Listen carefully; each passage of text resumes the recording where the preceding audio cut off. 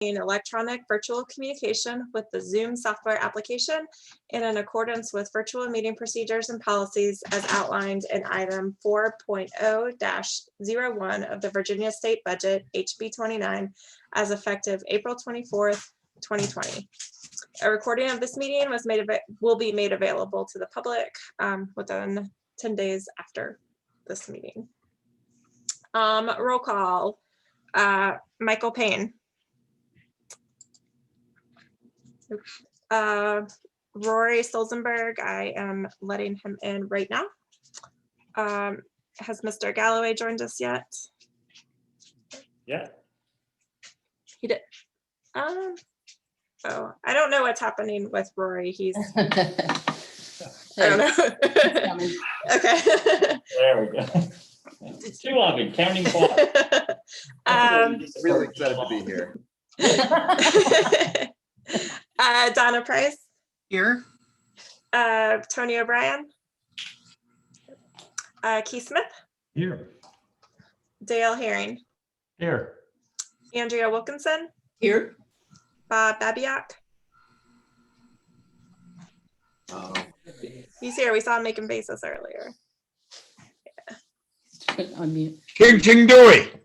There you go. You're muted. Willie Gentry. This is the new Willie Gentry. Willie Gentry was replaced by Tommy Barlow. There we go. Very good. Very good. Okay, let me make a note of that real fast. And Mr. Barlow is here in the office with us. Gotcha. Okay, I got that noted. Jesse Rutherford. Here. Dylan Bishop.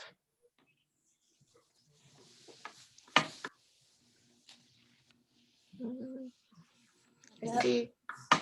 Okay. Okay.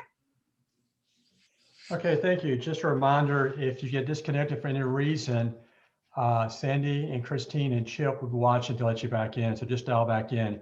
If for any reason I'm disconnected, Jesse's there to take over until I reconnect. With that said, we do have a change to the agenda, and it would be, we need to vote on this to make the change. It would come before other business, and that will be a recommendation, or how do I word this? A recognition of a staff member. There we go. So obviously I'm all choked up about that part of the agenda, so apologize for that. So if I can have a motion to accept that modification or change. I so move. Do I have a second to that motion? I'll second. Okay, Sandy, do you mind doing a roll call vote? Give me 1 second. No problem.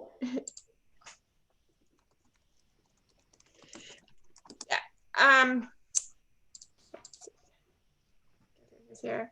Mr. Stolzenberg. Aye.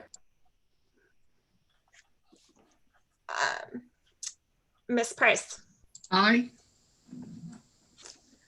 Mr. Smith. Aye. Miss Wilkinson. Aye. Mr. Babiak. Aye, aye, aye. Mr. Barlow. Yeah. Miss Bishop. Miss Bishop. I'm here. Oh. Aye, okay. Perfect. Mr. Rutherford. Aye. And Mr. Herring. Aye. And did anybody else come in? I don't think so. It passes. Okay, thank you so much. I appreciate that. And we're moving on to item number 2, matters from the public. So Chip and Christine, if you could check to see if anybody wants to participate or speak. And did we go over the rules on how to raise your hand? Chair to see if anybody. Is there any public that would like to speak? How about that? There's only two. Okay, we don't have anyone that would like to speak. All right, thank you very much. No comments from email? There were no comments. Nope. Okay, item number 3 is the introduction of commission members, and I think we only have one new member. Is that correct? Yes, sir. Mr. Barlow, who has served several times on the commission over the years, and very, very happy to have him back. Thank Hey, you. sir. Howdy. So I remember very clearly one time, Mr. Barlow was the vice chair and was told that he'll never have to serve as chair. And the very next meeting, Mr. Barlow had to serve as chair. Thanks Did to a great Andrew. job. Yeah, and guess who was chair at the time? Welcome back, Tommy. It's great to see you. I can see you virtually. Hopefully soon I'll see you face to face, but it's great to see you again. The consent agenda, we have 2 action items tonight. We had the minutes of the December 3rd, 2020 meeting, and then we also have the current year 2021 schedule. What I'd like to do is to take these items separately. If there's no issue with that, what I'll need is, unless there are changes to the minutes, I'll need a motion to approve the minutes of December 3rd. I so move. Do I have a second? I'll second. Thank you. And then Sandy, do you mind doing a roll call vote, please? And you're muted. I'm sorry, who seconded it? Was that Ms. Price? It was me, Dylan. Oh, thanks. I'm so sorry. That's Yes. okay. Roll call. Mr. Stolzenberg, Aye. Ms. Price? Abstain since I missed part of the meeting. Very good. Mr. Smith? Aye. Ms. Wilkinson? Aye. Mr. Babiak? Si, señorita. Mr. Barlow? Abstain. Ms. Bishop? Aye. Mr. Rutherford? Aye. And Mr. Herring? Aye. So the minutes have been approved. Thank you, everybody. The next item on the consent agenda is the actual 2021 schedule. And this is part of your packet. So I'm assuming everybody has had a chance to look at it. It should be no surprises there. It's the same first Thursday of every month, except for June and next January. We usually have a June meeting. So if there are, do we have any discussion? I wanted to ask if it was June or July. It's supposed to be July. So we do have a change for that. So we have no July meeting. We do have a June meeting. What's that date in June? That's a great question. We'll get that for everybody before we vote on the calendar year. And I might be able to rate it myself here. June 3rd. June 3rd. Thanks for that catch there, guys. So with that change, do I have any more discussion, or can I have a motion to approve the schedule? Motion to approve the schedule as amended. Thank you. Second. And we have a second for Mr. Rutherford. And Sandy, you want to do a roll call vote? You're still busy tonight. Yeah. Mr. Stolzenberg? Aye. Ms. Price? Aye. Mr. Smith? Aye. Ms. Wilkinson? Aye. Mr. Babiak? Aye, aye. Mr. Barlow? Aye. Ms. Bishop? Aye. Mr. Rutherford? Aye. And Mr. Herring? Aye. And so that passes as well. So appreciate that. The next item we're moving on to are the resolutions. And we have 3 resolutions. At this point, what I'll do is I will turn the floor over to Christine for resolution number A. And I'll let her take it from there. Thank you, Dale. The first resolution is for our fiscal year 22 rideshare grant application. And as you all see, Sarah Pennington is on. So if we have questions, we can direct to her. I also want to note that in next month's commission meeting, we will be presenting the work program for rideshare, and she'll also be in that meeting to present and ask any questions. So for this resolution, the TJPDC applies for and receives annual grant funding from the DRPT, Department of Rail and Public Transportation, for our rideshare and TDM, Transportation Demand Management Program. Because of COVID-19, there's been a decrease in shared rides for rideshare. So there's been a focus to kind of reprioritize and promote education and advocacy around remote work and work from home activities. The funding for rideshare has decreased slightly due to COVID, but it's anticipated that the full funding will resume in fiscal year 23. The grant application was due February 1st. It is for $139,358 with a local match provided by member local governments in the amount of $34,840. At that, we're happy to take questions. Otherwise, staff would recommend a motion to approve the rideshare grant application. I do have one question, and it's probably for Chip. It's the last whereas. I think this is a good thing, but I don't remember when we started just gathering up that match from the local per capita contribution. That would have just started with this one. We have used it in the past, and historically, Greene has been the only jurisdiction that hasn't participated. That's why I think it's a good idea. They'll probably. I figure. We have made requests in the last several budgets to remain unfunded, but we have still, over the years since the inception, provided the service in Greene. So out of an equity kind of point of view, thought it would be good to take that out of the per capita.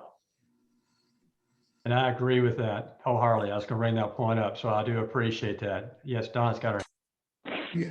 Quick question, only because it does have Chip's name in there. I take it this is something that will be done in the next few days? Yeah, Yes. tomorrow. Thanks. Yeah. Do we have any additional conversation, discussion, or questions? Move that it be approved. Thank you. Do I have a second? I'll second that, Mr. Chairman. Thank you, sir. And then Sandy, do you mind doing a roll call vote? Don, I just want to confirm, I saw Mr. Payne joined and there's a phone number. Is that Mr. Galloway?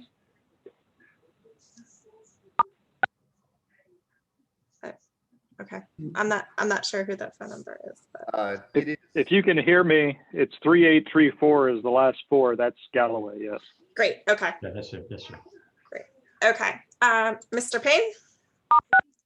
Yes. Mr. Stolzenberg? yes. Mr. Galloway? Yes, All right, Ms. Price? Aye. All right, Mr. Smith? Aye. Ms. Wilkinson? Aye. Mr. Babiak? Yes, indeed. Mr. Barlow? Yes. All right, Ms. Bishop? Aye. Mr. Rutherford? Aye. Mr. Herring? Aye. Very good. So the resolution passes. Thank you, guys. Appreciate that. The next one is the Regional Transit Visioning Plant Grant. And then Christine, I will turn this over to you once again. Okay, great. We're very excited that the PDC received an award again from the Department of Rail and Public Transportation for a regional transit visioning. This award is $175,000 for the development of a regional plan as recommended by the Regional Transit Partnership. There is a match for this of $175,000 to be provided both by Albemarle County and the City of Charlottesville over 2 fiscal year periods. The visioning plan will be coordinated with Charlottesville Area Transit, Jaunt, Albemarle County, and the City of Charlottesville. The PDC. UTS. Oh, and UTS. Thank you. I did not write that one down. And UTS. The PDC will receive approximately $35,000 to manage that across the 2 years. And we will do both the management of it and providing community engagement for the project. The staff recommends that you approve the Regional Transit Visioning Plan Grant Award Resolution in the total amount of $350,000. We're happy to take any questions on that. I have another little question. Yep. Even littler than the last one. But the last whereas again, the local transit partners, Albemarle County and the City of Charlottesville.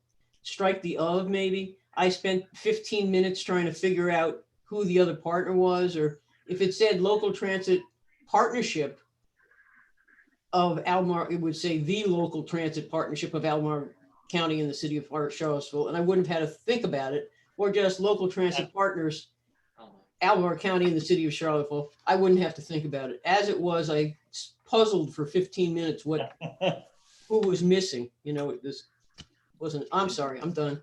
Nope, we Got can it. do We've got that Thank you. revision. The next one is the same. The next resolution is the same. Do we have any more discussion? I see Mr. Smith. Yes, sir. It's probably an obvious question, but this is also going to include the rest of the jurisdictions within the commission, correct? The rural, so-called rural counties? It is the entire planning Got it. district commission, yes. Thank you. Do we have any additional questions or comments? We will have a motion. Move that it be adopted as amended. Thank you. Have a motion and a second. Second. And we have a second. We have a roll call vote. Sandy? Yes. Mr. Payne, Yes. Mr. Stolzenberg, Aye. Mr. Galloway, Yes. Ms. Price, Aye. Mr. Smith, Aye. Ms. Wilkinson, Aye. Mr. Babiak, Yes. Mr. Barlow, Yes. Ms. Bishop,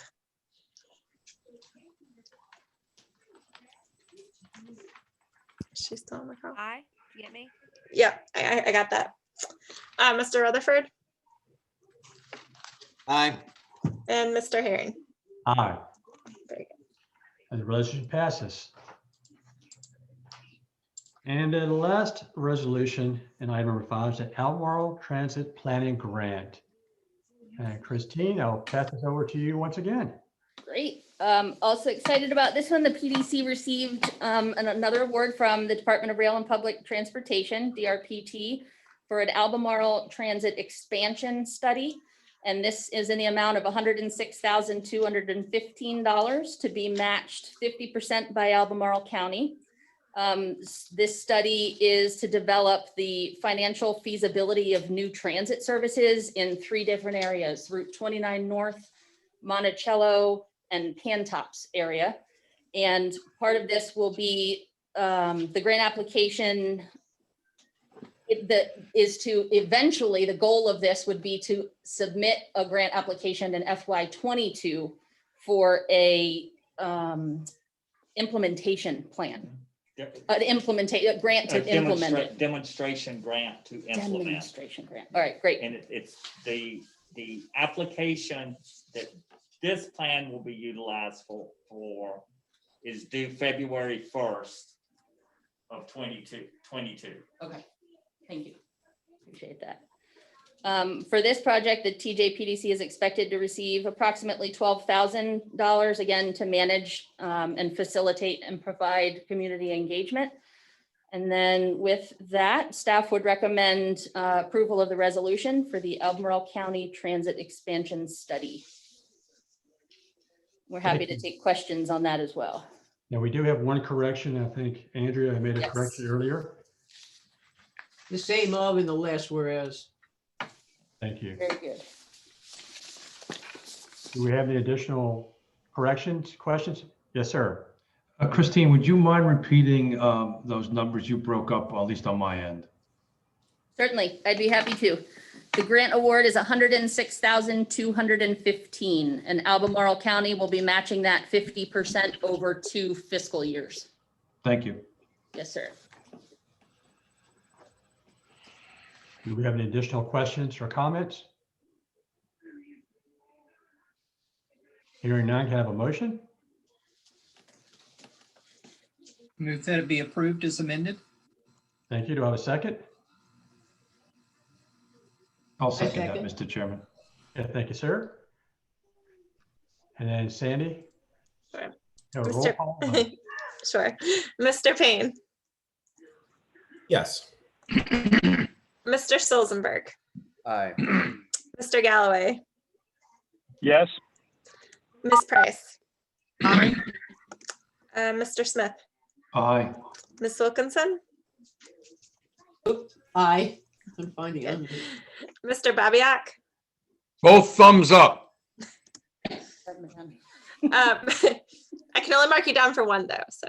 Mr. Barlow, Yes. Ms. Bishop, Aye. Mr. Rutherford, Aye. and Mr. Herring. Aye. Very good. And the resolution passes. Thank you.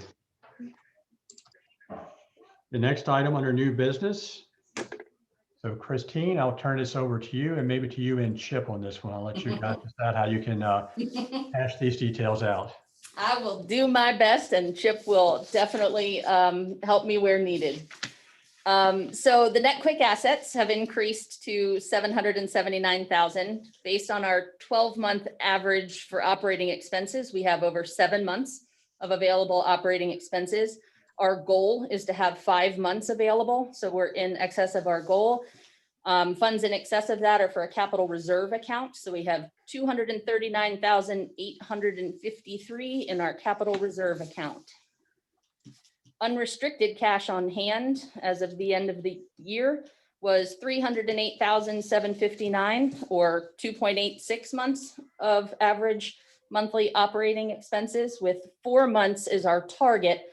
And our concern level is less than 2. So we're above our concern level, but still shooting to raise that to our target.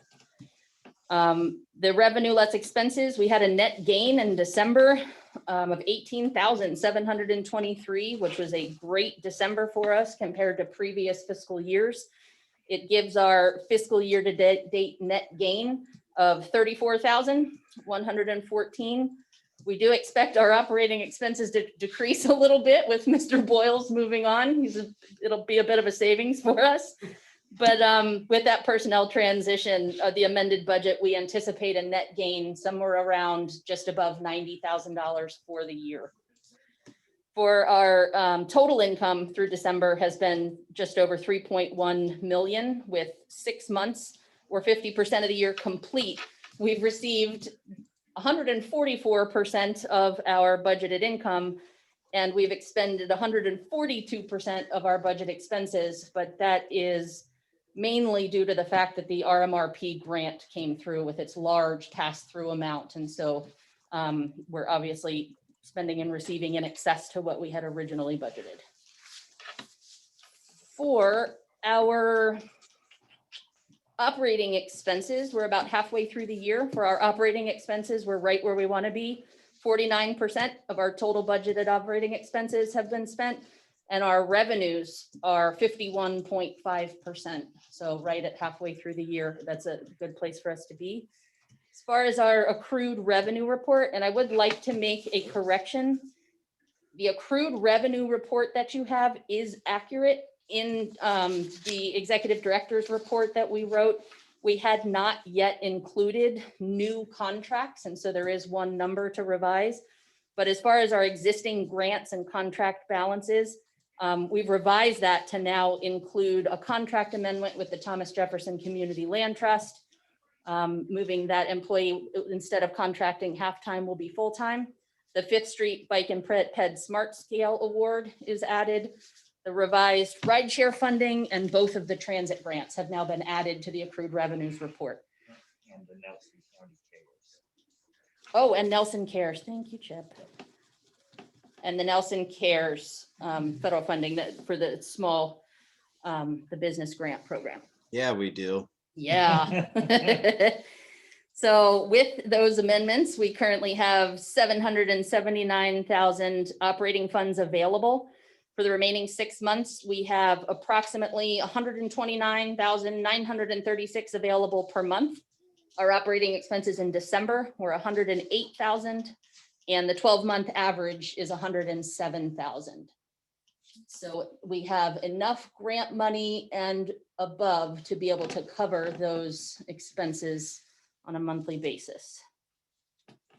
So with all of that, unless Chip would like to add or correct anything, the staff would recommend a motion to accept the financial reports through December 2020 as presented, with the one revision with the added contracts to the accrued revenue report. Jeff, did you want to add anything to that? Nope, I think Christine did a great job just walking through that. We've had a great first 6 months of the fiscal year. The hard work that Christine and Sharice Franklin did on the rental relief mortgage fund really made a big difference for us. And now that that's ended with December 31st, having these 2 transit grants moving forward will pick us up for the rest of the year. It should be a very, very good financial year for us. I'd like to make one observation, which is on the balance sheet, the leave payable is increased quite a bit, I assume, because people couldn't take vacations with COVID. So that hopefully COVID will go away eventually and they'll be able to take their vacations. I just point that out. So that's laying out there waiting to happen. And also I would like to just go ahead and suggest that we accept the financial reports as presented. Make a motion is what I meant. Thank you. So we have an official motion. Do we have a second? Second. Thank you, sir. Sandy, you ready for a roll call vote? So I think you're muted there. Sorry. That's all right. Thank you. Yes, I'm ready. Mr. Payne, Yes. Mr. Stolzenberg, Yes. Mr. Galloway, Yes. Ms. Price, Aye. Mr. Smith, Aye. Ms. Wilkinson, Aye. Mr. Babiak, Yes, indeed. Mr. Barlow, Yes. Ms. Bishop, Aye. Mr. Rutherford, Aye. and Mr. Herring. Aye. So that passes. Thank you. The next item is the presentation of the draft fiscal year 21 amended final budget. And Christine, the floor is once again yours. Thank you. And again, Chip, please step in anywhere you see the need to. So tonight we're presenting to you the amended fiscal year 21 budget. For your review, questions, and comments, we will bring it back again for the March 4th meeting for your consideration for approval.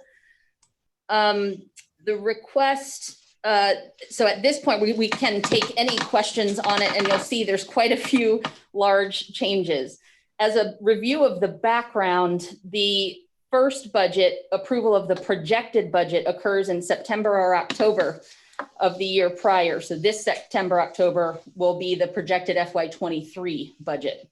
It then comes back to the commission to be adopted in May as prescribed by our bylaws. And then the revised operating budget, which is this one, comes before the commission in March for review, February for review, March for a vote. So in your packet, it includes the amended budget. There are some significant changes to both revenue and expenses. I'm going to walk through some of those. And again, feel free to ask any questions. So there was a substantial increase in our revenues, again, due to the RMRP, the rental relief program.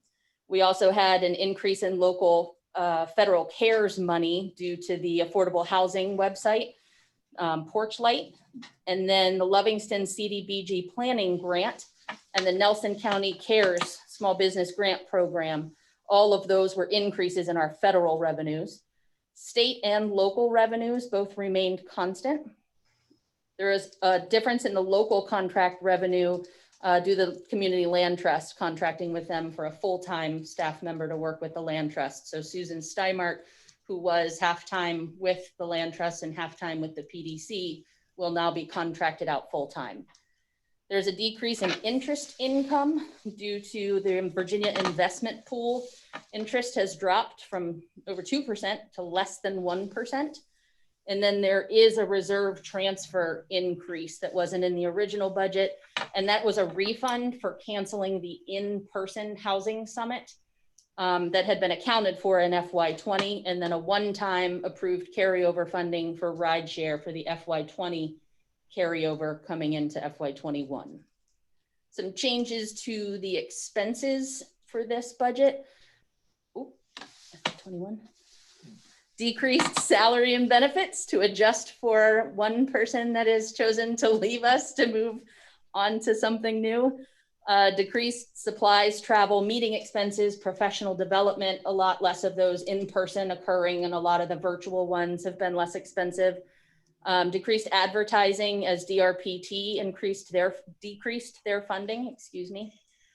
We've had an increase in contractual expenses, and that's mostly related to computer and software and IT for remote work and working from home, and the support that we've needed for troubleshooting with our IT consultant.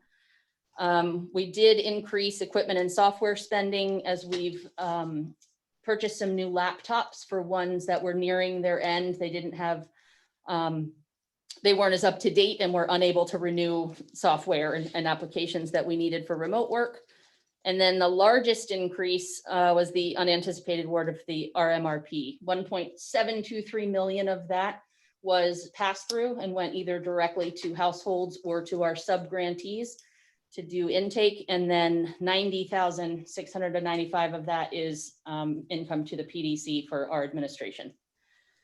Again, overall, we expect the revenues. Go ahead. If I could. Yeah, please. I think it's important too to note out in the narrative that's in your packet. If you remember, we didn't include any salary increases in FY21. And then with COVID and people working from home, we have provided a reimbursement to each of the employees for their IT and telephone use at home, so that we can help cover some of those costs. And with the good financial condition that we're in, we felt very comfortable being able to reimburse those for each of our employees that are working from home. So just wanted to point that out as well. That was not in the original budget, but in this one. You done? No, you good? Overall, we expect this year to have revenues in excess of $90,000, 91,846 to be specific. We're currently working on the FY22 budget that will be delivered to you in draft form in April. It is possible that excess revenues from this budget may be needed to balance FY22 budget. Chip definitely noted in here that he expects, as federal deficits and local governments have less ability for projects that the TJPDC has currently been working on, that we may need some of that excess to balance the budgets moving forward. Do you want to add anything about that, Chip? We're just anticipating, if not FY22, FY23 could be very lean years, and just trying to prepare for that. But having a surplus as what's anticipated for FY21, I mean, is exactly why we try to do that. And also there's potentially some opportunity with the regional cigarette tax program. We're continuing to look ahead a year or two or three to see other programs that we can become involved in administering for the region. So with that, I'm happy to take any questions that Chip can help me answer. And then I would recommend to you all approval of the amended final FY21 budget for use in approved expenditures, financial reporting, and auditing. Next month. I do have questions. I'm Or sorry. next month, they'll do that. In March, right. Yeah, okay, great, Andrew, I'm sorry. Am I on? Yes, you are. Yes, you are. Okay, thank you. The memo, which is page 19 of this packet, does talk about the 3 steps, and the names of the different budgets are remaining to be a little inconsistent and change around a lot. I looked at what we had last year. It had actual operating results, not budget, but actual operating results for 2 of the prior years. Then it provided a budget of the prior year, and then the current projection and the current operating. The very first column says fiscal year 20 actual budget. Oh, Well, there is no such thing. So is that fiscal year 20 actual results, or is Yes. it? Yes. yes. Okay, so the word budget was wrong. Well, I had to go Right, back no. looking at last year. It was not easy for me to figure out. I Okay, yeah. Yep. thought that's what it was. It was actually It's just actual. It was actual, not a budget at all. And then Yes. fiscal year 21 was the 0 projected budget that was taken to the boards early in the year.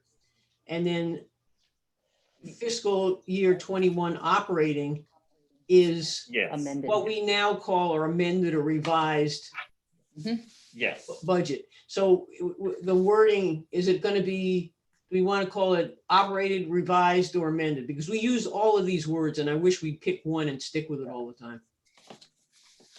I have always preferred amended.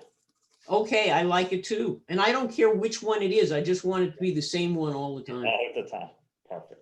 It could be, I kind of like amended too, really. This one is amended. So if the cover memo reflects the word amended and the heading reflects the word amended, I think it will help us know what's going on a little bit there. Thank you. Thank you. I know you've got more. I do have some things, but Christina, forget it. I don't want to go there. Part of this is going on to the fact that we don't have 22 cents in here for any pay raise for Christina for taking your big shoes for 4.5 months. Nothing. So No. mention it. I We do. don't want to talk about it because it's probably for later, but I'm just saying. It is for later, but it is in there. Okay, thank you. Okay, Yes. moving right on. And that's all. Is that all, Andrea, or do you have more? The rest of it, I have plenty, but it can wait for later. Okay. Do we have any more questions or comments?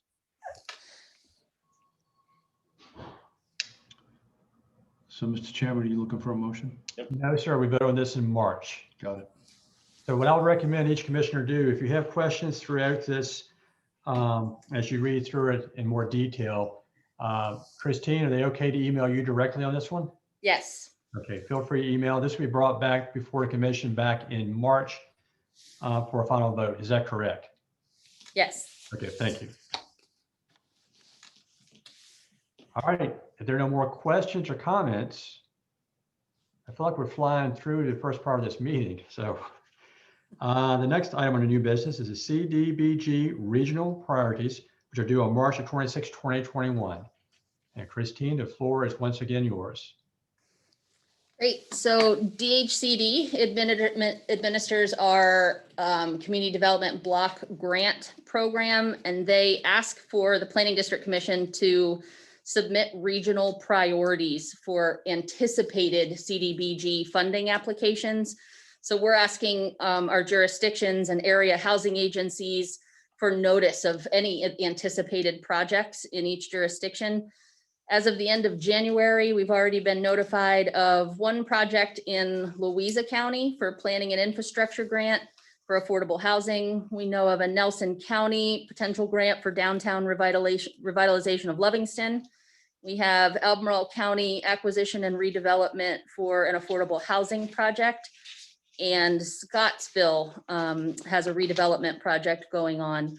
So we ask you all, if you know of other projects, if you can ask your staff to let us know by February 15th, and then I can prepare for DHCD our listed priorities and the expected Cdbg proposals.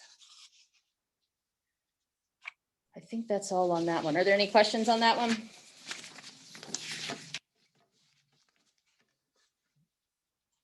Okay. All right, great. All right, again, don't forget, February 15th is the deadline to respond back if you have any projects.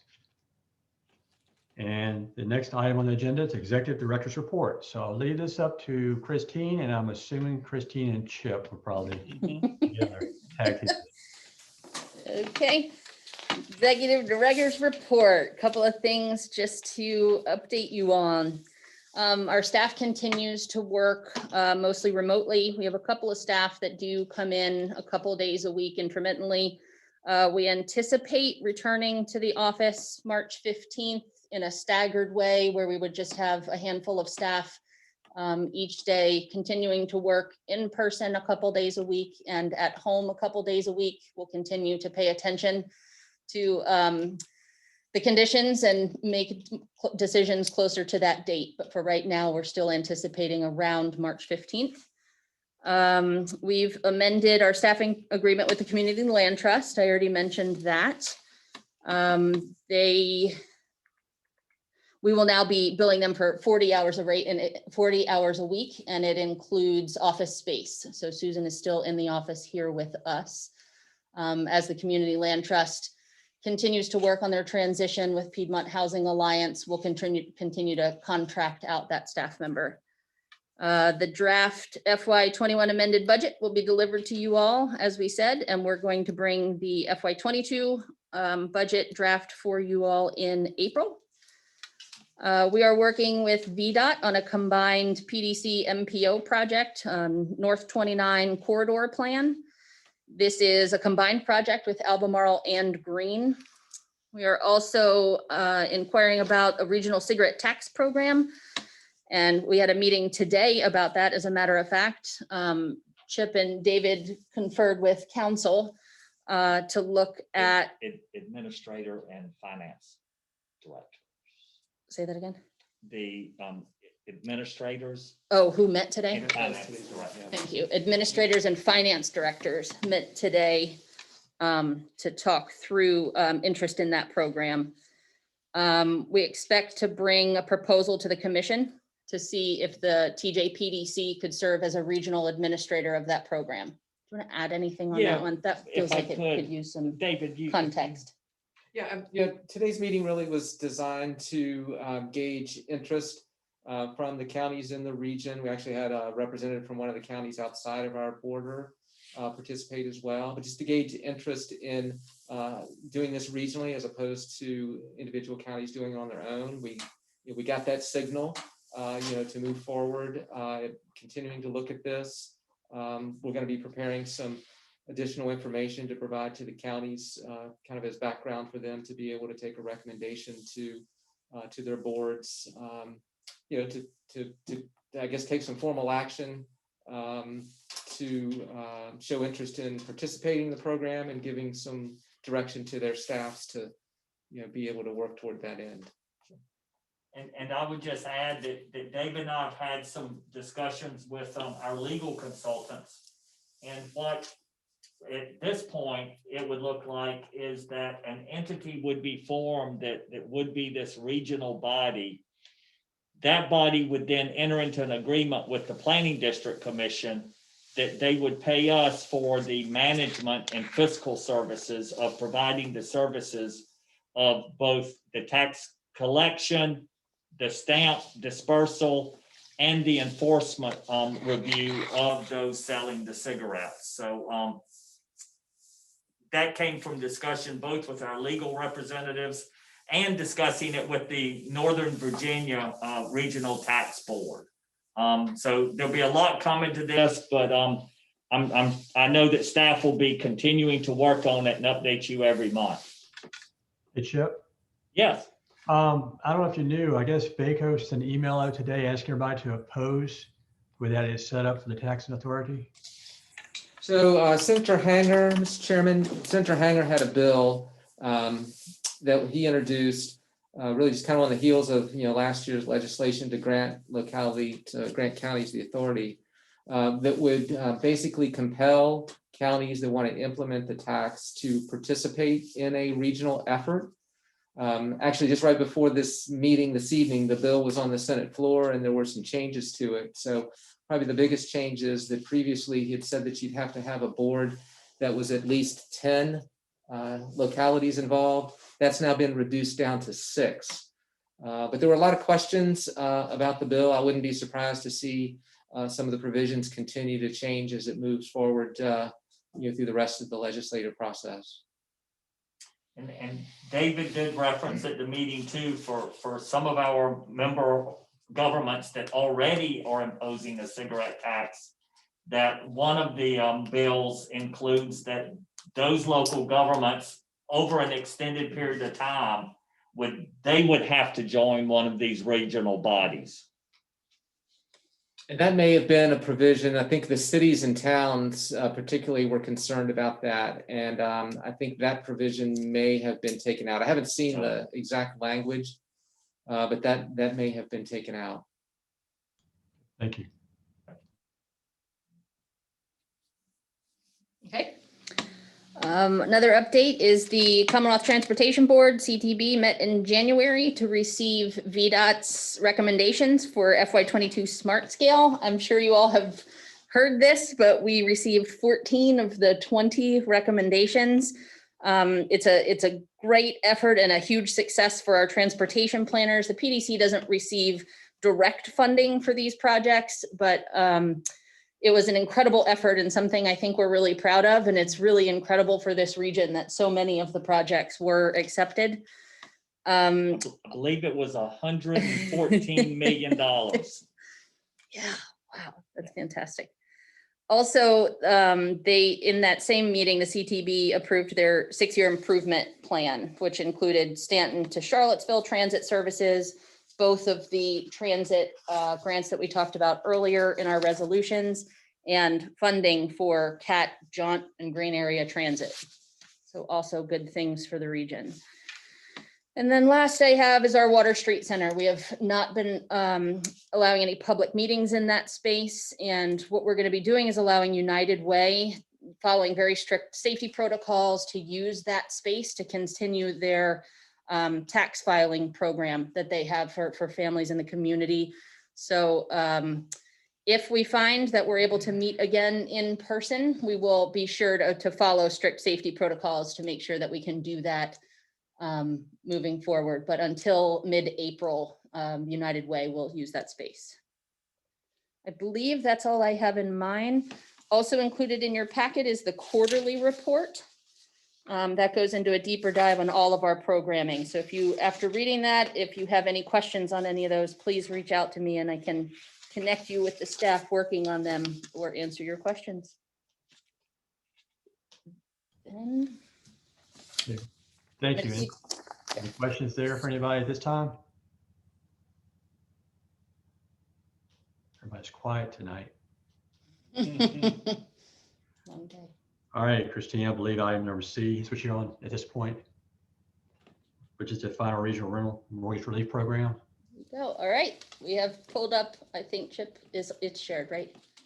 Yeah. Or you're working on it. All right. We sent out this summary to you all, but the RMRP program has come to a close. Our contract ended December 31st. We've done. I'm sorry? Are you all able to see that flyer? We are not seeing anything, no ma'am. Okay, he'll pull it up. I'll still go through the summary. The program has closed. We have done all of our closeout reporting with DHCD. We were awarded a total grant of $1.8 million for the region. 1.624 of that went directly to pay for rent and mortgage relief for qualifying families. That was 570 families in this region were served with an average of $2,000 rent per household. And then I showed in the flyer a breakdown by area median income to demonstrate that the majority of the funding went to the households that were economically in need of it the most. And then the final page of that infographic showed the spending in the program and the relief that was provided per jurisdiction. And that relief is the direct relief that went to households. Again, you guys know that TJPDC for our administration of the program got somewhere in the neighborhood of $90,000. Right now, DHCD is doing RMRP 2.0 They do not any longer have a funding source that will cover mortgage relief. So they are waiting to hear more to see if there are additional federal funds that will be available, but they do still have rental relief. We'll be updating our outreach materials to give people an update on the mortgage. But at this point, everything is being run by the state through 2 different intakes. Households can go to one direction, and that's at the bottom of the flyer, and landlords can apply on behalf of their tenants through a different intake. Christine, could I add in something Please. on that? The, just for information, the state budget that's being worked on right now, the governor's introduced budget did include some additional dollars. Actually, I think they put it in the housing trust fund, but designated, I believe it's in the neighborhood of 12 million to go to RMRP, if need be.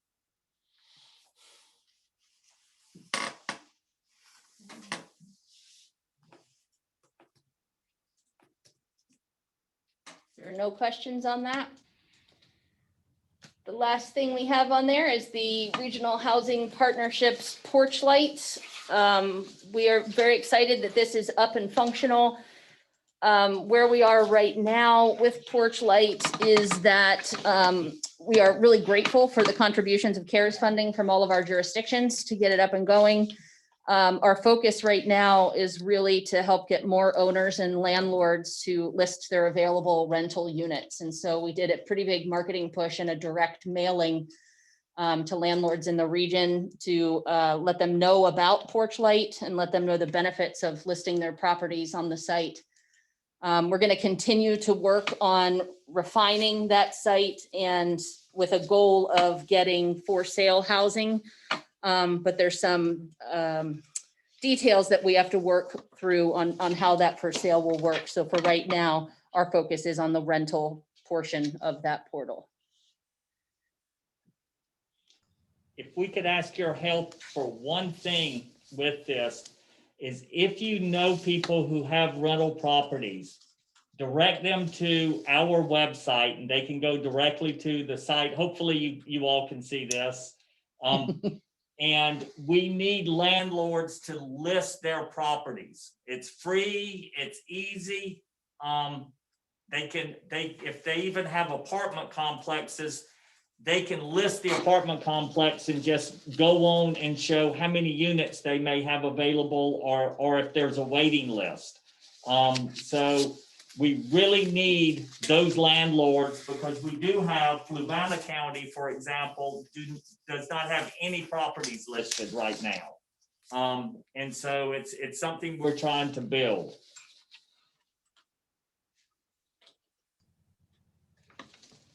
Okay, there are no questions or comments. That's the end of that portion of the executive director's report.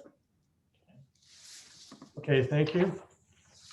Before I move on, do we have any questions, comments? Yeah, I guess I have a couple questions on Porch Light. I guess the first question is it intended for all affordable or all units that are affordable at a level below the, I think it was a 65% AMI threshold that was set, or is it specifically for regulated or supported affordable units? Right now, to be able, and I'm trying to get the, I need to stop sharing. There we go. Right now, it's really geared to get as many units as we can.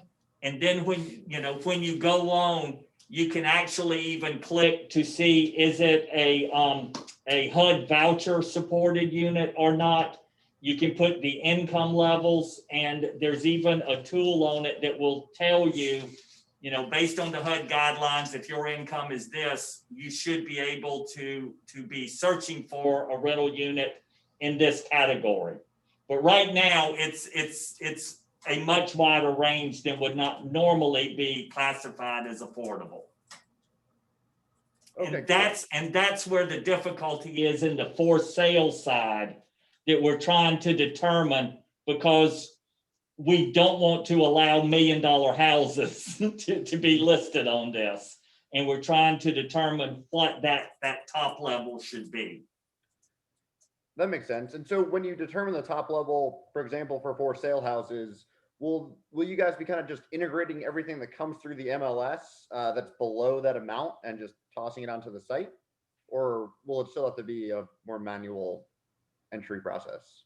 No, it'll be manual. It will be, in that case, it would be property owners or developers who list those properties rather than mining a Zillow or MLS or something like that, because some of the information that we're asking for instance, broadband coverage, that's still fairly new to be required when properties are being listed, but it's rapidly becoming as standard as, you know, water and sewer.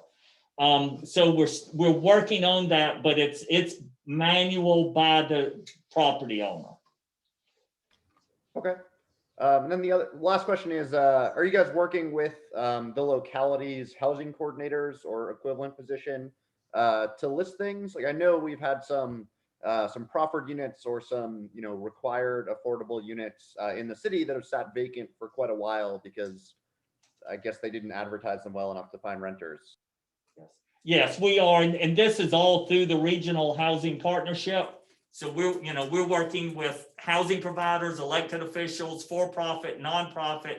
And I would say, and you know, thanks to all of our local governments who contributed CARES money, we pushed this forward very quickly because at the time, we were anticipating the eviction moratoriums to go away at the end of December. Thank goodness it hasn't, but we tried to get this on board. So we're kind of building this plane while we're flying it too. But one of the things we will very likely do when the regional housing plan is completed is we will go to our local governments and say, if you do have a proffered affordable units, if you've assisted in any way to help create affordable units, we would like the local governments to require the recipients of that to list their properties on this site. And I don't see it as a bad requirement because it's free. I mean, it doesn't cost them anything. Yeah, I mean, that makes sense to me. And it seems pretty doable, at least thinking about our operating procedures for that. And I actually have one more question, I guess. Is there a way to sort of see or track whether people are actually finding rentals and renting units or buying units eventually through the program? Or is it just sort of tracking, you know, how many searches or users they're That's it. Yeah. We have no follow-up on the back end. Now, let me say there is a much larger discussion of towards a kind of regional housing hub that would have people who would be, you know, somewhat of case managers that will help families through the process. They then would very likely have the end product. But for what we're doing, it's strictly a resource tool. Thanks. Do you have any other questions or comments? Just my standard thanks to everybody. This regional housing partnership is a ton of work, and they're just doing some outstanding work. So just want to give kudos to everybody and for putting up with me. And I would agree with your first comments. I've heard a lot of positive comments about this from different boards and different people in the area. So it was something that was very necessary and needed at this time frame. And I think it's been a great resource for those who had that need. So thank you, guys. Yeah, during COVID, that team knocked out a ton of work. So thanks, guys. And some of our staff, with a lot of Sarah's help and a local marketing firm, we got the information about this site, I mean, in front of 10,000 families through different types of marketing. Our PDC website and Facebook pages just went through the roof as far as activity during that period. So not only did we get the affordable housing out in front of the public, it was also very, very positive for the Planning District Commission's name getting out there. And do we have stats on people using it kind of already? Or are we going to kind of get reports on that in the future? Yeah. Yeah, as part of our annual maintenance, we'll be able to work with them to get some of the back end analytics, but we haven't gotten to that point yet. We've still been working on getting it up and functioning and looking good and working with the marketing firm and but yes, that is capability that we will have. Cool. Thanks. Do we have any other comments? Questions? And Christine, anything else to add? Nope, I don't have any at this time. All right, thank you. The next item is what we had added to our agenda, is staff recognition. So the first part of what I'd like to at this point, all the commissioners have seen this. I'm going to read this into public record, so I'll try to speak very slowly and distinctly. If I break down in the middle of this, we'll go through the process here. It's a resolution of appreciation for Charles P. Chip Boyles II. Whereas Charles P. Chip Boyles II faithfully has served the Thomas Jefferson Planning District Commission as Executive Director since April 2014. And whereas Chip has provided the Commission, staff, agency partners, and community stakeholders with profound leadership, energetic initiatives, and visionary and thoughtful approaches to regional programs and projects. And whereas soon after this arrival, Chip guided the agency to financial stability, implemented simpler yet more robust financial reporting systems, and steered a greater portion of per capita funding to regional projects. And whereas throughout the tenure, Chip steadily increased the number and variety of contracts for service with member localities, especially projects and technical assistance to support the rural areas of the region. And whereas Chip was a key player and participant in the establishment and ongoing work of the Go Virginia Region 9 Council, they are spearheading economic recovery on a regional basis. And whereas Chip was a trusted leader and advisor for local governments, an advisor panel working with VDOT to shape buildable solution as part of the Route 29 hydraulic small area plan.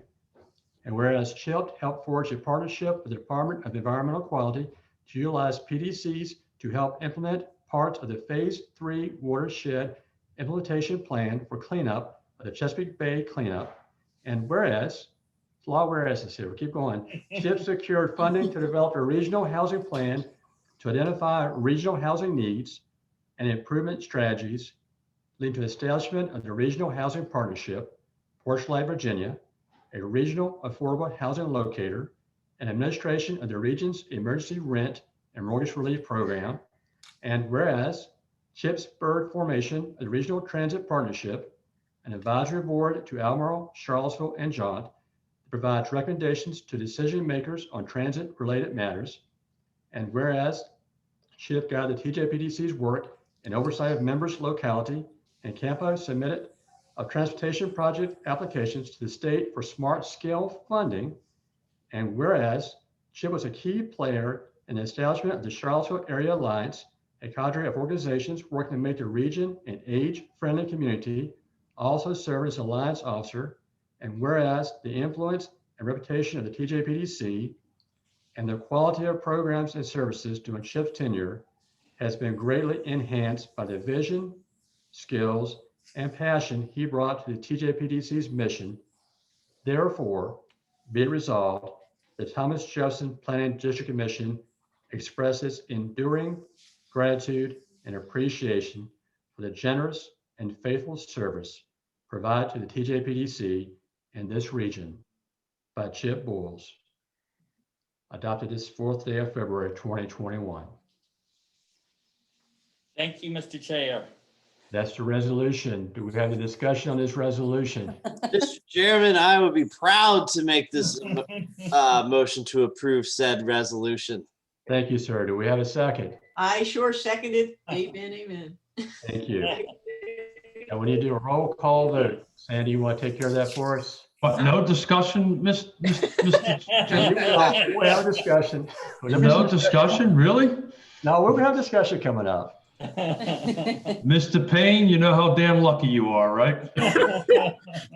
I just, as one of, I think I'm the second oldest serving or longest serving member. I think Andrea's got me beat by maybe a year or something like this. And to put it into perspective, when Chip took over, you know, Charlottesville would have not hired somebody from this organization. Albemarle wasn't talking to us. Most jurisdictions weren't talking to us. We were in a bad way. And, you know, just to do a 180, it was purely upon his skill, his leadership, and that funny accent he has. People apparently trust him. Who knew? But, you know, man, I'm going to miss the heck out of you. And I believe you said your door is open to us, so we're going to come knock on it. So thank you for everything you did, Chip. Man. You're a home run, brother. Thank you. Thank you. Does anybody else have any comments or appreciation to share with Chip? I would just like to add just a few comments. Is baby okay here? Honest Bob, the kitty's pal, just wants to agree 100% with what Jeff has just said. I've only been on this thing 3 years, so I'm the rookie. But I will say that Chip has thoroughly impressed me, and his devotion to really clearing up the perception that this commission, was primarily centered on Charlottesville and Albemarle and disregarding us rural folks. He has really dispelled that and has proved on numerous occasions the contrary. So I applaud him for that and all the assistance he's given all of us. And we have reaped the benefits. And I congratulate Charlottesville on making their decision, much to the dismay of mine. And likewise, I mean, I could just express on behalf of the entire council, and I think City Hall and the Charlottesville community, just the deep gratitude for coming in and coming in to lead our organization. You know, I think maybe only Rory has been on the commission a shorter time than I has, but in that time, I've certainly seen the incredible success that there's been with the regional housing partnership, the rental and mortgage relief program. And I'm just incredibly excited to work with Chip going forward. And I think there are really bright days ahead for Charlottesville and the region as a whole.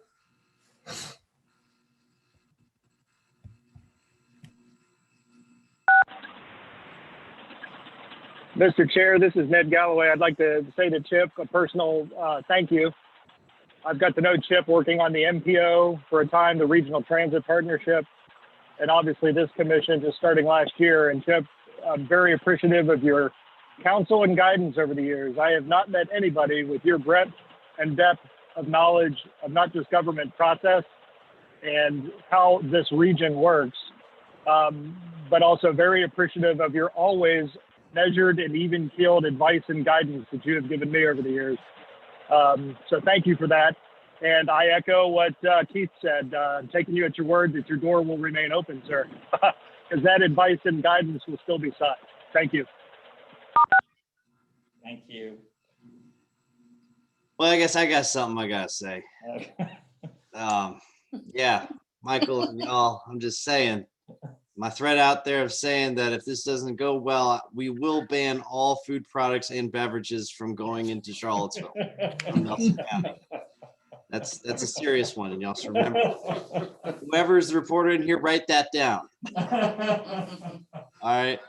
No, Chip has been an incredible asset, and going into my first term, you know, at the age of 23, you know, Chip gave me a level of confidence that I didn't know I could have, and ideas that I thought weren't possible. You know, when we talk about Livingston, when we talk about broadband and those many things, you know, Chip is always a breath of optimism, and optimism met with knowledge. And I can say I greatly appreciate the counsel that I've received numerous occasions, and we definitely will be missing Chip in the coming time. And I say on behalf, I'm certain of TJPDC, we look forward to the success of Charlottesville. That is not only important to Nelson County, but to the region. And I can't say this enough, but we've sent you our best. All right. That is our best. And I have full confidence in a great result. So, Mr. Chairman, I just want to conclude with that. Thank you, sir. Thank you. Anybody else? To say I'm glad to see you go, Chip, because we need you here. Continue to work your magic. I think this does mean that Charlottesville has to pay for beers for all of us now, forever. I believe there's an open tab, Jesse. Is it open tab? I believe there's an open tab. Michael, I look forward to the county or city card next meeting. All right, thank you. I'm good now. I'll go ahead and add a few words. What I'd hoped to do was do this during the roundtable discussion, so I apologize. So Keith, I wasn't going to overlook everybody's comments. It was planned to be a Sorry, Mr. roundtable Chairman, I discussion. apologize. This is great. Chip, thank you for everything you've done. And at Greene County, a good example, there's a lot of opposition, or was, to the TJPDC. And when the TJPDC came to Greene, we were concerned that a lot of people may show up and have negative things to say. That did not happen. What happened was quite the opposite. We had a lot of people showing up and expressing their gratitude and their thanks for everything that the TJPDC had done. And that was under your leadership. You have impacted more people in this community than you can probably ever imagine. By helping the local governments, you've helped every resident of their localities. And then they've helped other people in their community. You have been a great asset, a great resource, a great friend, a great mentor. We've been very fortunate and lucky to have you lead us through some troubling times and good times. And we've been very blessed to know you as a friend. Thank you for everything you've done. And Michael Roy, I will tell you this. Yep, can't get the job done. The job cannot get done. Amen. I'll leave it at that. Do we have any more comments before we bring the resolution up for a vote? Oh, I believe Ms. Bishop has her hand raised, or was that a clap? That's a clap. Okay. Clap. That's So to a be clap, sure. and I agree with everyone. Perfect. Mr. Chair, if before you vote, if I might could just give you, my thank yous, and y'all are way too kind to me, because there was a whole lot of Chip mentioned. Matter of fact, let me count them, lots of them in that resolution. Chip didn't do any of this. It was just everybody. I would not be the true Southerner that I am without trying to bring a reference to good Southeastern Conference football to this.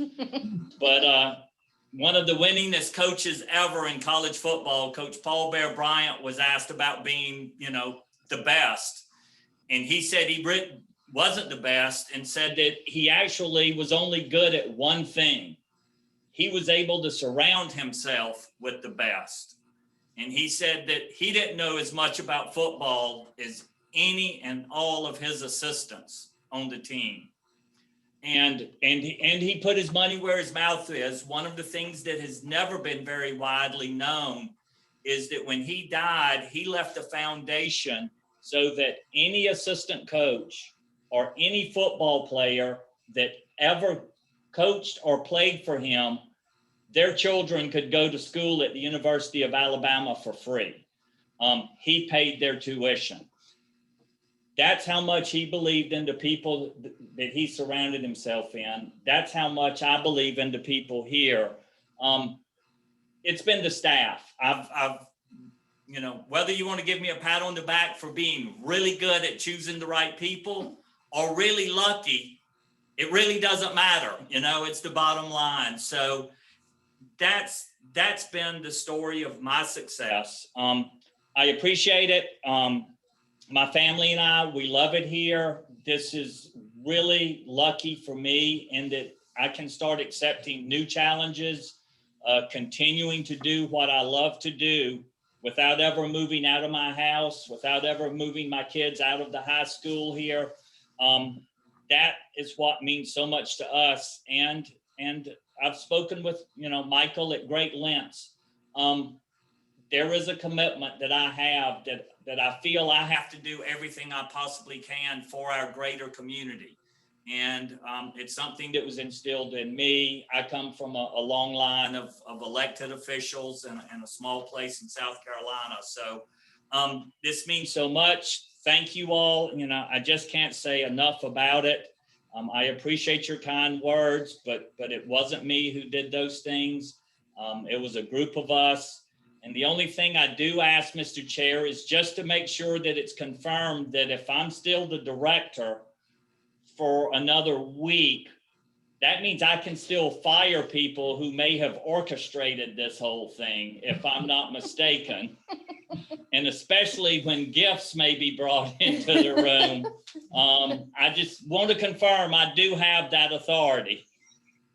Thank you all very much. I can't say enough. Okay, technically you do, but what I heard you say was that you were paying for every staff member's child's college tuition. I just want to make sure I heard that correctly. So that was a very generous offer. I'm not sure what the salary is at Charlottesville, but obviously it's really good. Somebody might make a joke and say for Trump University, but I wouldn't be that person. All right. So I believe we had a motion and we had a second. Is that correct, Ms. Shackelford? It is, All right. yes. Do you mind doing a roll call vote? All right, I would be my pleasure. Mr. Payne, A very enthusiastic yes. Mr. Stelzenberg, Aye. Mr. Galloway, Yes. Ms. Price, Aye. Mr. Smith, Okay, aye. Ms. Wilkinson, I guess I have to. Mr. Babiak. Most definitely. Oh, there it is. Wait for the minutes to go out. I'll count both your thumbs this time, Mr. Babiak. Mr. Barlow, Yes. Ms. Bishop, Aye. Mr. Rutherford, Aye. and Mr. Herring. Aye. Very good. And the Thank resolution you again. passed. And at this point, I'm going to turn the floor over to Christine and to David.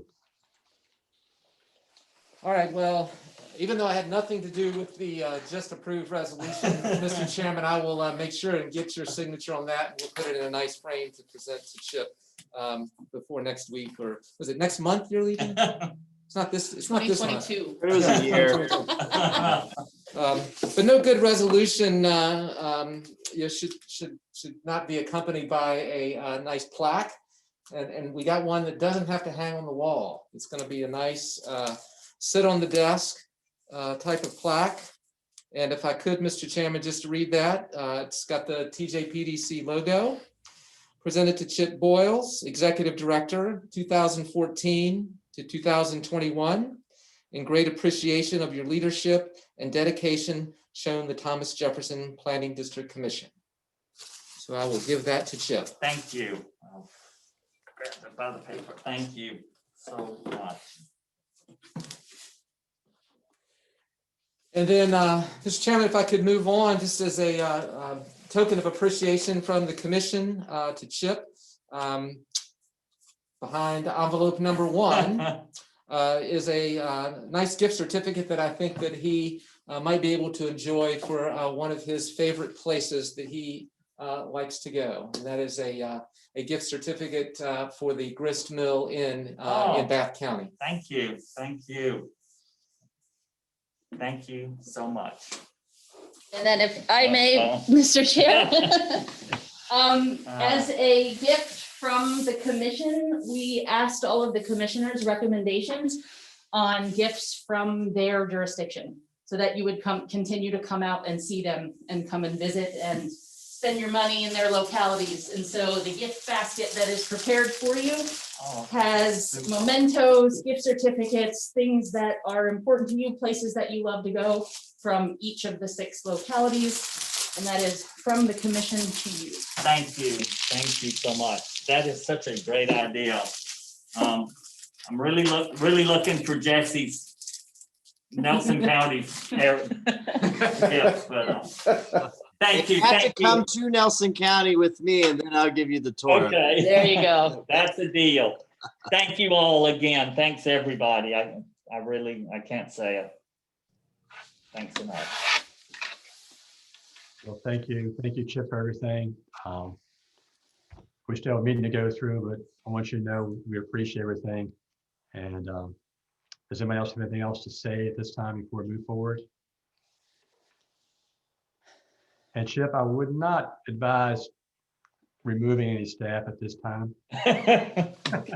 Just okay. Yeah, for our benefit, if you don't mind, we would appreciate if the staff remains intact.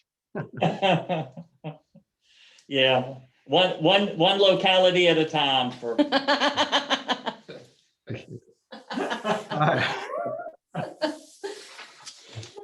All right, moving on to other events. At this point, we'll go into the roundtable discussion. And Sandy, if I missed anybody, please, help point that out. So I've got everybody squared up here. So we'll start with what I like to do, and we'll start with Charlottesville first. Just want you to know you guys will be the brunt of all the jokes going forward. Just keep that in mind. All right, Michael, we'll go with you first. I don't think we're that hard of a target, but no, I don't have We're anything. excited to hear about your executive director. Busy. We have, as you may have heard, made a city manager hire. That's our biggest news, and we're working on the budget season. And again, as I said earlier, I think Charlottesville is certainly the council, and I think City Hall and the community are very optimistic and looking forward to charting a new direction and course for the city, and are very optimistic about the future, and with Chip in that leadership role. Thank you. Roy? Yeah, so I guess I'd add, we're, like Michael said, in budget season and hearing our CIP next week, where we have an ambitious set of goals that we're trying to juggle. So that might mean, shaking things up from, what our previous plans were, on streetscape projects to refocus on things the council's big on. And I guess, in the last month or so, we reviewed the Cherry Avenue small area plan, which we had, of course, outsourced to TJPDC. And I gotta say, I don't want to put a damper on the positive mood in the room, but I was a little bit disappointed in the work product that we saw. TJPDC did some excellent work for sure, especially on outreach to the community. They did a great job on that. But in the data analysis side, we had some sort of analysis of the existing conditions where, for example, we have a neighborhood that was presented as something like 77% detached housing. In reality, it's about 35% detached housing. And everyone makes mistakes, and I definitely understand that. But I guess my problem here is that it was pointed out over a year ago at a work session and still managed to end up in the detached product. So I do hope that will spark some introspection among staff of how that ended up happening. And I know there was some staff turnover in that time, but nevertheless, we will be making some changes, and it will be going ahead and will be approved eventually. So good to see that. And that's my report. Thanks. Thank you, sir. Keith, how about Fluvanna? Well, really not too much to report. I haven't had a chance to talk to Tony about what happened at the board. I just want to go back to this wonderful thing we just did with Chip. Chip's response is the very essence and the very definition of the word leadership. So, Michael, City, let the man lead, and he's going to produce some magic for you guys. I know it. So anyway, that's all I have to say, Mr. Chairman. Thank you. Thank you, sir. Let's go into Nelson County. Let's start with Dylan.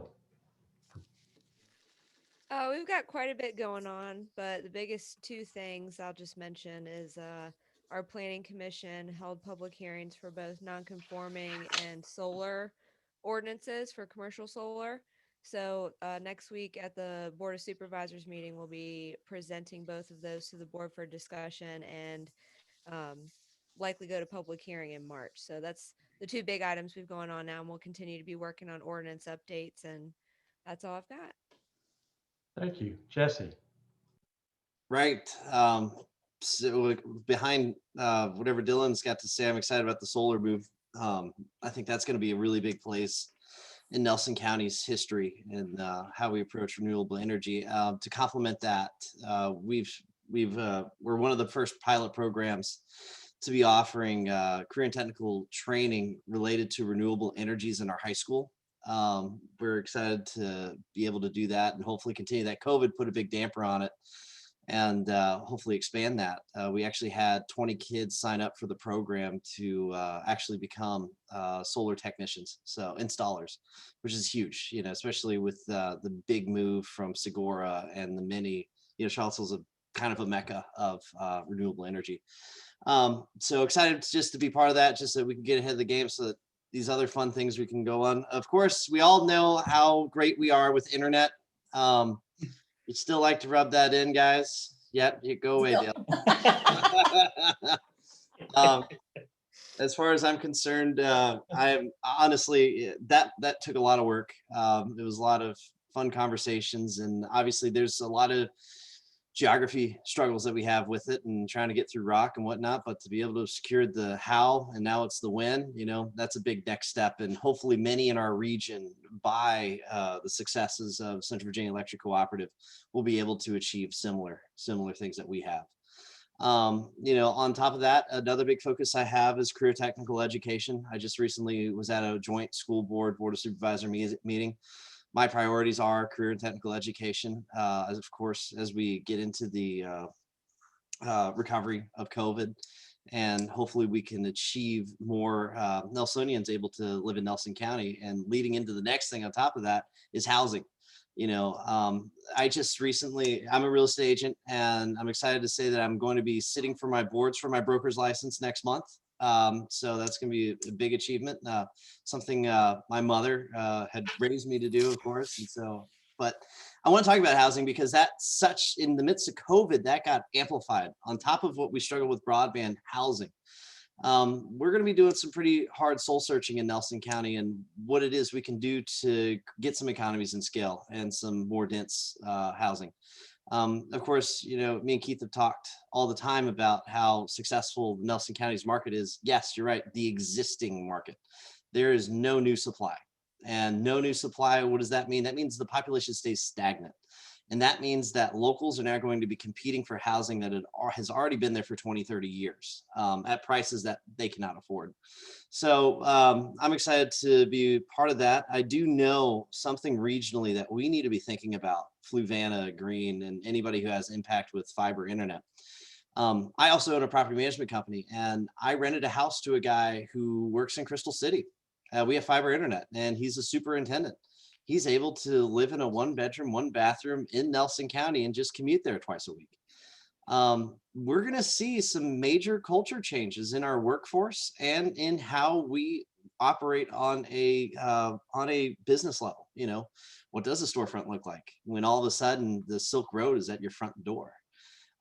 So I think there's a lot of things that Nelson County is going to work on developing themselves to look like, and how we can be that rural gem known as God's country in this region, and but also preserve people's ability to live and thrive in our county, especially those who come from lower income brackets. So excited to be part of that, excited to move forward, and Dylan's going to have a lot of work after my next board supervisor meeting. Thank you. All right, Louisa. Tommy, let's start with you, sir. I would say our biggest success right now is keeping the schools open. The Jealous. school superintendent has done an excellent job of keeping the kids in school.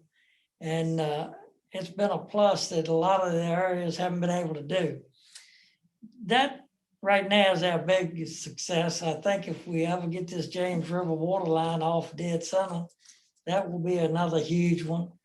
And Louisa's got a few things in the works that we would love to be able to talk about and just can't let it out just yet. So there's some exciting things coming. We got a lot going on, but none of it seems to have come to the surface just yet. Okay, thank you. Bob? Well, the main reason, and I'm glad you went to Tommy first, he was appointed as my guardian, basically to continue protecting Louisa County and the Thomas Jefferson Planning Commission as well, because Willie Gentry was crying for relief because he was worn out. But just to add a couple of dillies for you, we had a terrific session at our last board meeting Monday night, because we invited our Blue Ridge Health District, Denise Bonds of VDH, to give us a stand-up briefing as to the current COVID situation, especially dealing with the vaccines and the lack of doses. She was a pure Spartan. She got up there, gave the briefing, and then we unleashed a torrent of questions and concerns, complaints to her, and again, she stood up. So anybody that wants to gain a lot of information, I would heartily recommend other counties to do it if they feel that they could glean as much as we did. We're starting our public hearings on our comp plan, mostly the ordinances, and our F-22 O&M and CIP budgets as well. Again, Tommy mentioned we got several positive actions. We're hoping to be able to unleash news about that in the March meeting. There's a couple of requests I have. I don't know if anyone else has a pinhandling prohibition, but we've suffered some near accidents in some of our more complicated traffic intersections. So I'm asking if anybody has one. We sure would like to not have to reinvent the wheel. If anybody has any recommended resolution or ordinances on that, I'd like to get it. We also started on a noble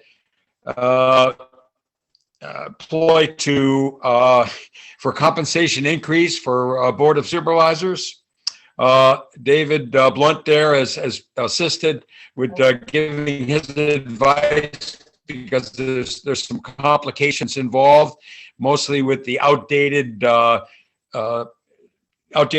that are in place right now. And we're working on that. I'm enlisting the support of VACO as well. We're trying to get the last measure of devotion out of Chip before he leaves. And tomorrow we got the fireworks on the Zion area crossroads study. And so that should be exciting. I didn't have a representative from Fluvanna County. Since this is a joint area study between the two counties, my overkill amount of point papers that Chip and Sandy got inundated with, I didn't have anybody from Fluvanna to give or subject them to, so they could participate. So I'm looking for that to happen.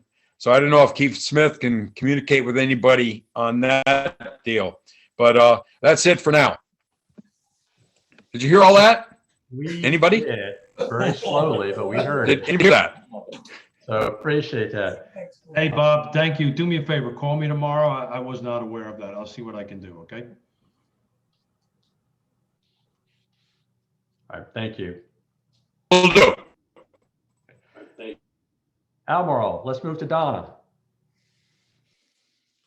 Thank you. We, at our meeting last night, we're starting early into our comprehensive plan update. We're estimating that could take as long as about 3 years. Our comprehensive plan currently is around 400 pages. We're hoping to be able to reduce that.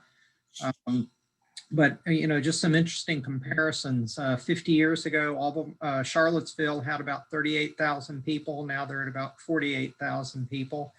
50 years ago, Albemarle County had 40,000 people. We're now at 110,000 people. So our population has increased 175% in the 50 years, which definitely puts us in an urbanized county. And we've got all of the challenges that go with that. We've also got a major corridor study going on Rio Road, which is one of our busiest thoroughfares in our development area. It's got a lot of parts and pieces to it, but that's really going to be important for some of our transportation planning on the northern side of the city of Charlottesville. We also are looking at some of our entrance corridor, arterial roads, historic area designation on some of the roads. And we had our annual report from our county executive, which really was amazing, as I'm sure in each of your counties as well. The challenges that our county staff has faced during the pandemic. We gapped, in the military, we'd say we gapped billets when positions became vacant, with the exception of our first responders and Department of Social Services. We left those billets gapped. And so it was, you know, fewer people doing more under the most challenging circumstances. And they really did a wonderful job last year. As I'm sure with y'all, our tax assessments went out in the mail, and most of our property values declined. The only area that went up was a narrow area of commercial, which was the temporary storage places. Most of our other commercial business properties decreased in value, shopping centers and hotels taking the biggest hit. Again, the unknown answer to the question is, what will the long-term economic impacts of the pandemic be on businesses, commercial, employment, schools, and things like that? So a lot of challenges that we've got, and I'm sure that our Chair, Ned Galloway, will have some other things that he can add. Thank you. Thank you. Ned.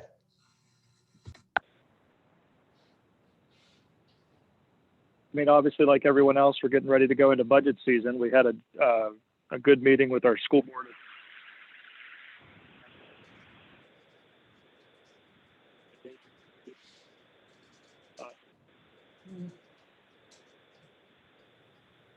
Ned, you Is there? Albemarle.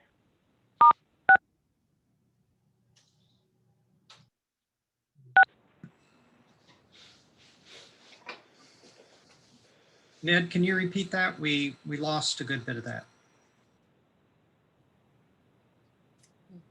All right, can you hear me now? Yes, sir. Sorry about that. I think my Bluetooth went out. So just I had mentioned the joint meeting with school board and relative to compensation, and then the other piece, Albemarle is very thrilled with the smart scale applications that have come through. We have quite a bit of transportation projects on there that are critical for us, and I'm thrilled with that. And with that, I'll leave it there. Thank you, sir. Greene County, Andrea. I'll leave it to you, Dale. All right. Thank you. We have a couple of things going on in Greene County. We do have another possible internet provider coming through. It'll be before the board of supervisors, the next meeting. If approved, which I'm hoping that it will, it'll bring a service to quite a few citizens of Greene. We also have gone through our reassessment, and I guess the good thing being a rural area, if it's a good thing, depends on who you talk to, our reassessment values, based on what I'm seeing on social media, which obviously those comments aren't very good, has gone up. So that's something we'll be looking at the next few meetings, I'm sure. Our schools have also been operating, have been open. We've been operating a hybrid where we have certain grade levels on site Monday through Friday and other grade levels 2 days a week. And everybody can be virtual if they wants to be virtual. It's been that way for us since about August, September. So we are still operating. So far, we have not closed. The same goes for our local government, which is something that we are very proud of. One word of caution, what I am hearing is that you always hear about teachers and the lack of people entering that profession. It seems like that those numbers are dropping dramatically. So when you meet your school divisions, you may hear about the lack of qualified applicants or the lack of individuals going into the profession. And that could impact everybody's budget. And the last thing we have going on, most of you heard our situation with our water authority. In case you haven't, we've asked to be removed. They voted not to allow us to do so. Then they took our voting rights away. We had a bill before the Senate, and David was pretty much aware of what was going on there. That died. We are still basically part of RSA at this point in time. They have stopped collecting the facility fees that were going to be used to pay for the project. So we have some bills coming due that we have, we're using the facility fees to pay. We have land acquired, we have permits, and we are waiting to start building a reservoir. And at this point in time, we are unable to do so. But we are still proceeding, and we will find a way to make sure that we're successful. This will impact other counties around us as well. It will impact, it may have an impact on Albemarle County with the population of Greene that could grow, may not grow, because it may impact Charlottesville. People were commuting back and forth and working in Charlottesville. So it could have an impact on our region if we're not careful. So we're definitely moving forward with that. So we've got some issues we're working through, but we'll work through those. And that's all we have for Greene. Do we have any other comments from the commission before we go? We do have a closed session meeting tonight. So let's not forget that. But do you have any other comments, or did anybody forget anything at this time they'd like to bring up? If not, before we go in closed session, I'd like to remind everybody our next meeting will be March the 4th of 2021. The information will be coming to you through email. The start time will probably be at 7, but be aware of the fact that that's subject to change, but that's usually a normal start time. With that, we do have a closed session item tonight, and I'm going to read the motion, and I'll just need somebody to approve the motion. We need a motion to enter into closed session to be convened on pursuant to personnel exemption found in section 2.2-3711A1 of the Code of Virginia to discuss individual employee assignment. So I'll need that in a form of a motion, and I'll need a second, and then we need to do a roll call vote. I'll second that, Mr. Chairman. Do we have a motion? I'll second. Mr. Chairman, would you like me to make that motion? Oh, I Yes, sir. Chairman, I move that we go into closed session. I, Jesse Rutherford, move the commission be convened to a closed session pursuant to the personnel exemption found in the section that is listed of the Code of Virginia to discuss an individual employee assignment. Thank you. And I'll second. thank you, sir. Okay, Sandy, you want to do a roll call vote? I will. Mr. Payne, Yes. Mr. Stolzenberg, Aye. Mr. Galloway, Yes. Ms. Price, Aye. Mr. Smith, Aye. Ms. Wilkinson, Aye. Mr. Bobbiak, Yes, indeed. Mr. Barlow, Yes. Ms. Bishop, Aye. Mr. Rutherford, Aye. and Mr. Herring. Aye. Very good. So we're now going to go closed session. Chip, You're part of this closed session meeting. Others in the room there will probably have to excuse themselves. And we also have some members of the public that will probably have to let. I'll put them in a room. More. Put in a waiting room. And for those in the public, what we're doing is we're moving you out at this point in time, and we should be able to move you back into the meeting. Got it. We're not disconnecting you intentionally if that happens. Sean, it looks like, here he is. You might have to pull this down so you can see all of the attendees. There you go. And then click on Sean more. There you go. Got it. Okay, I'm looking around. I don't see anybody present except for commissions. I don't see anybody in the room. I see the door has been closed. Chip?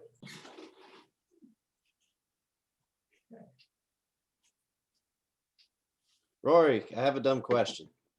Hit me. Are you planning commission or? Yeah, I'm on the planning commission. All right, that's what it was. All right. Good deal. So you can't blame me for stealing Chip. I understand. But based upon Jesse's comments earlier, we can blame Chip for giving Jesse the, I don't want to say the ability or the verbiage or the confidence to speak up as much as he does. All Chip's fault. I'll take it. Okay, Used to it. is Tommy coming back, sir? He's in the restroom. Yes, he is. All right, we'll wait till he gets back.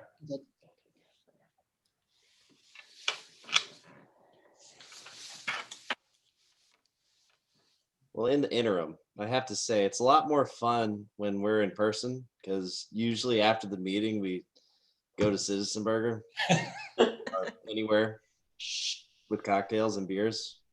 Yeah, this is not a red cup with just nothing in it. No, I'm just kidding. No. I did have a full glass of wine when we started this. Yeah. So it's more fun later. Virginia wine? Probably Nelson County because No, actually, it's my wife is Austrian. It's was an Austrian red. It was really good, actually. I'd go to Citizen anyway, but the governor's order, it's already last call.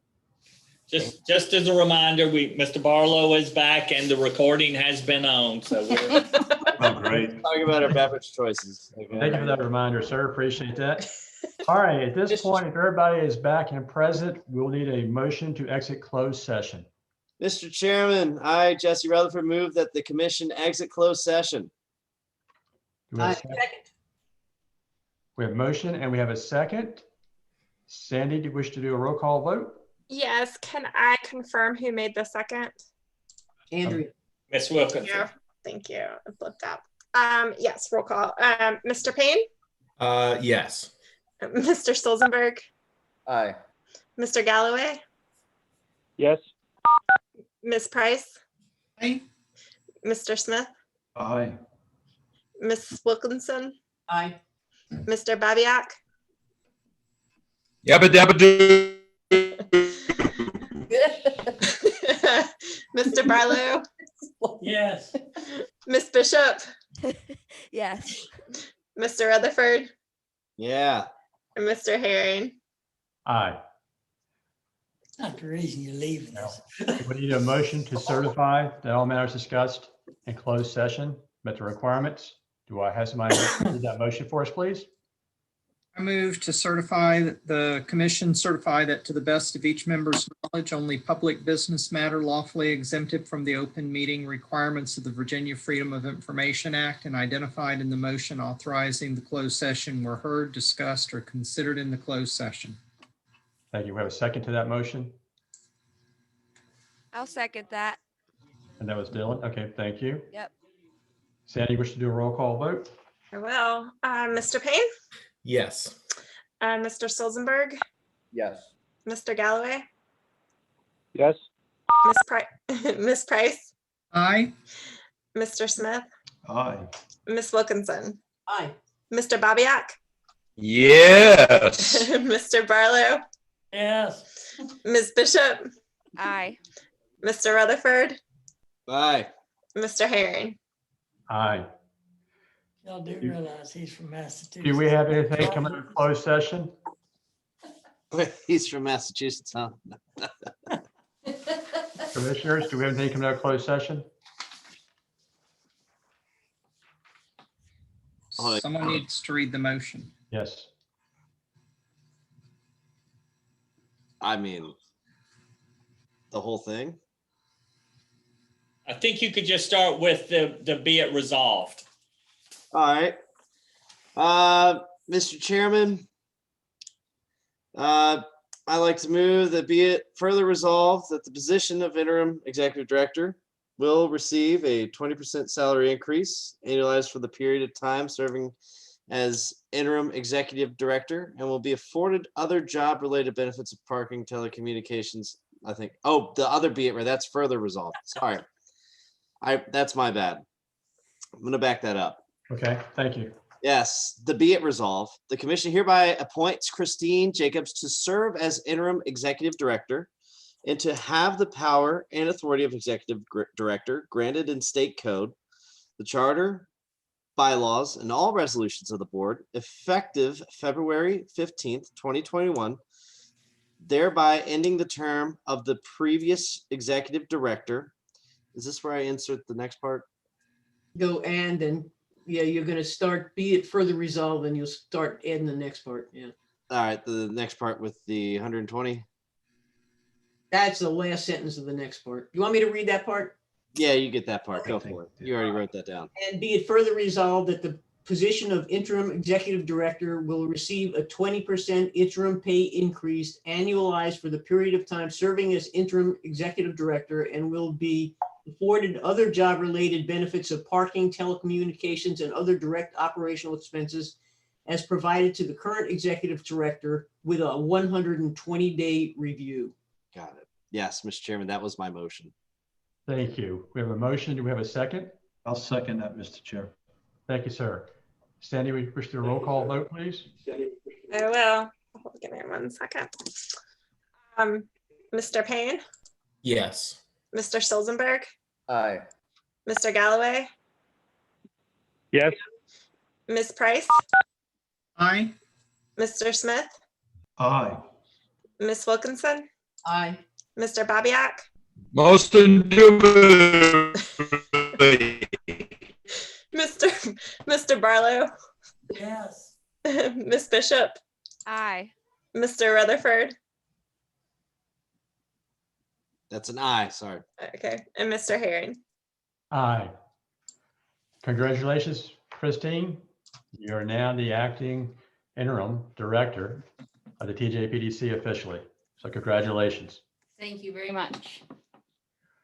That concludes our meeting. Before we adjourn, do we have any other comments, any other discussion, any other topics that we have not touched on? Mr. Chairman. I'd just like to say one sentence as Chip's last official commission meeting. I'm grateful for your trust in me. The hole that he's leaving here cannot be filled by anyone. I recognize that, and I'm gonna do my best to learn from him. He's been an incredible boss, but more so a mentor. And I'm really looking forward to working with each of you all in your jurisdictions and continuing the good work that Chip has set us up to be able to do moving forward. So I'm really grateful for this opportunity, and I'm beyond grateful for Chip. So this is his last meeting, and I know I will miss him greatly. Thank you. And I wish we were in face-to-face or meeting in person as it was stated earlier, so that we could shake your hand and have additional conversation after this meeting. Thank you to all. Thank you for the most kind words earlier. Thank you to your support. You know, forever how long you've been on the commission, some of you for 7 years now. It has been just such a blessing to work with each of you, work with your staff. You have incredible staff. You have incredible community. I'm not going anywhere. We can shake hands. We can, you know, I'm a short walk. So I'll be seeing all of you there are some key priorities. I promise you, you will see me at transit meetings. You will see me at affordable housing meetings. There are some very key issues that can only be addressed regionally. And that's very important to Charlottesville. And so I'm not going far. So I look forward to seeing everybody very, very soon. Thank you. Congratulations to Charlottesville. With that said, do I have a motion to adjourn? Mr. Chairman, I move to adjourn. Oh, wait, was there another comment? I move to adjourn. Second, Okay, we got a motion. I second. Mr. Rutherford, and a second from Bob.